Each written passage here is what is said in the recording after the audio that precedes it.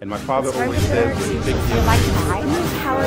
I have a hard time following It was time to be fearless. Have you checked out this conference center? It's a great place. And as the community development director for the city of Salem, I helped make this place happen.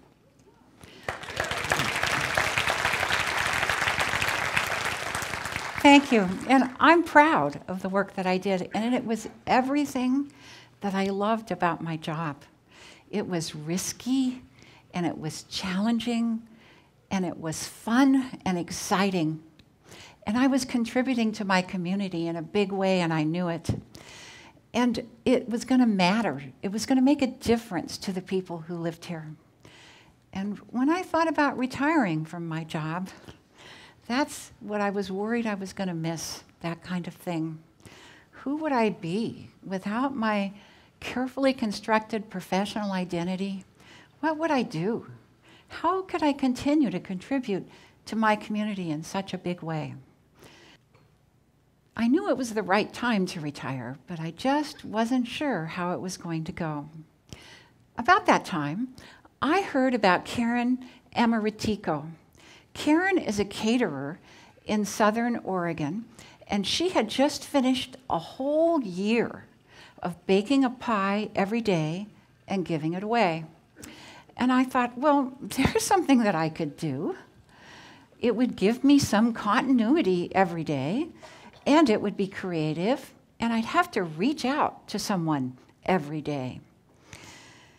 I wanted to do a couple of things. One of them, I wanted to say thank you to the people in my life who had been important to me and to my community. And I wanted to just give a gift, unearned and unexpected. So, in July of 2013, I started my year of baking a pie every day and giving it away.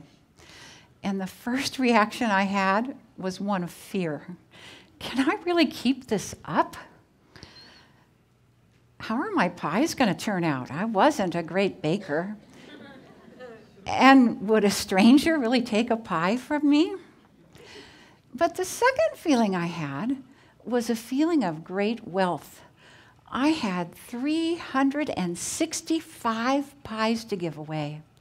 I could give a pie to everyone I could think of, and then some. But I was worried that when I got done, it might seem like I didn't have enough to go around. The first pie I gave away, I picked out someone who had been very important in my life, my Aunt Carolyn. She had taken me in when I was a teenager, and I really needed a place to live. And she made me part of her family.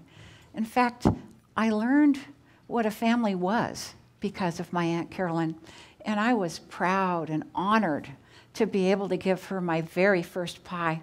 It was lemon meringue, which was her favorite. My Aunt Carolyn passed away just a month ago, and every time I think about that lemon meringue pie, it warms my heart.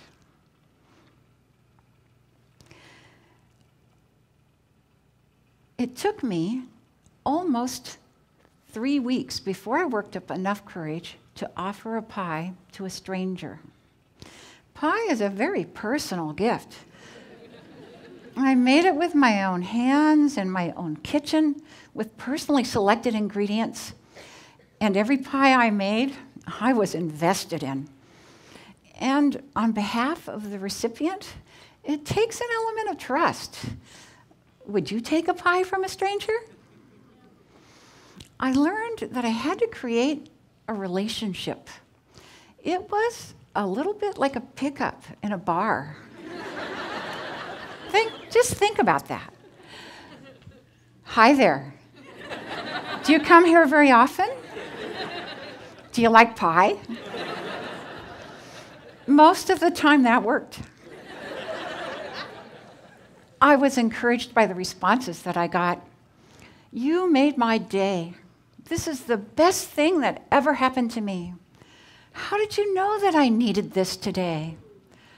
I had a pie-sized hole in my heart, and you filled it. My favorite response came from a clerk at Powell's bookstore in Portland. When I went to check out my books, I had a pie recipe book, and when she got to that book and looked at it, I said to her, "Do you like pie?" And she said yes, and I said, "Would you like a pie?" And she kind of looked at me. And I explained to her that I was baking a pie every day and giving it away, and I had today's pie in my car. Would she like it? And she said yes, and she took it with great gratitude.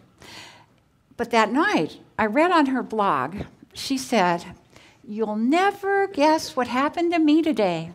I got a pie from a stranger." I know, super sketch.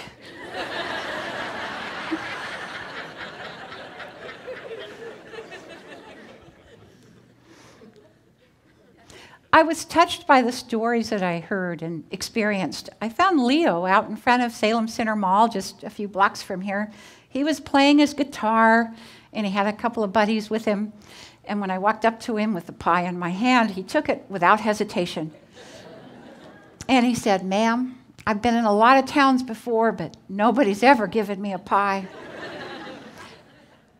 And you know what he did with that pie? He shared it. By the time I got back in my car, he and his two buddies had the pie on the ground in front of them, and they were sitting down, and they each had a fork in their hand, eating hungrily out of the pie plate. For them, that was a community experience. Sometimes I would let other people pick out who got the pie for the day. When I was camping with my grandchildren, I let them choose who would get the pie, and they would ride around the campground looking for just the right person. The first person they picked out turned out to teach us a lesson about what it means to make the most of what you have. When I gave Valletta the pie, she accepted it graciously, and then she proceeded to tell us that she had been diagnosed with terminal cancer, and she had less than a year to live. And she was spending the precious time she had left in the most beautiful place she could think of on the Metolius River, and now she'd be eating pie, too.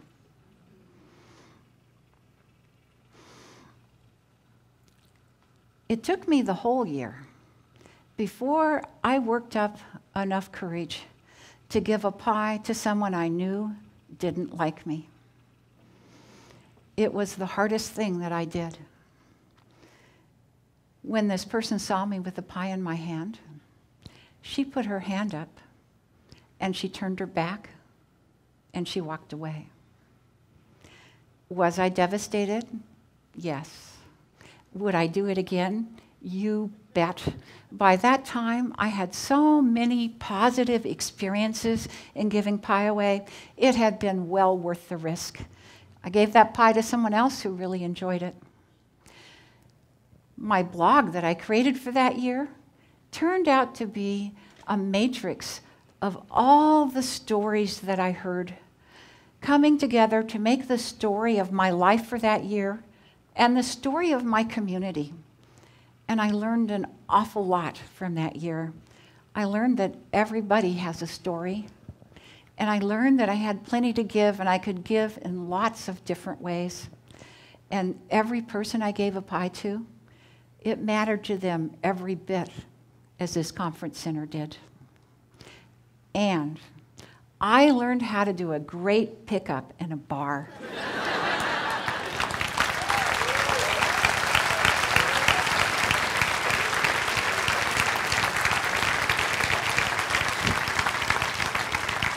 Hi there. Hi there. Do you like pie? I do like pie.